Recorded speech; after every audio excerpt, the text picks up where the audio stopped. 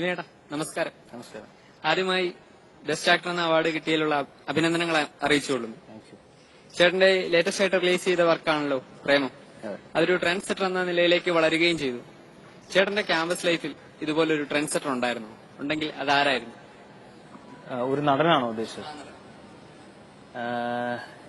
ഞാൻ കോളേജിൽ പഠിക്കുന്ന സമയത്ത് ഇപ്പോൾ ഞാൻ ഓർക്കുന്നുണ്ട്, സേതുരാമയ്യർ CBI എന്ന് പറഞ്ഞ സിനിമ റിലീസ് ചെയ്യുന്ന സമയമാണ്. ഞാൻ ഭയങ്കര വലിയൊരു മമ്മൂക്ക ഫാനാണ്. ഞങ്ങളൊരു പറ്റം ആൾക്കാരുണ്ട്, ഞാൻ ആഷിഖ്, ഗ്രഗ് എന്നൊക്കെ പറഞ്ഞ് മമ്മൂക്ക ഫാൻസ് ഉണ്ട്. അപ്പോൾ ഞങ്ങൾ സീനിയേഴ്സാണ്. അപ്പൊ ക്യാൻറ്റീനിൽ ഞങ്ങൾ മറ്റേ കുങ്കുമായിട്ട് വെയിറ്റ് ചെയ്തിട്ടാണ്. വരുന്ന എല്ലാ ജൂനിയേഴ്സ് ഞങ്ങൾ തൊട്ട് കൊടുക്കും, മാറ്റാൻ പാടില്ല. കാരണം അന്ന് റിലീസ് ഡേ ആണ്.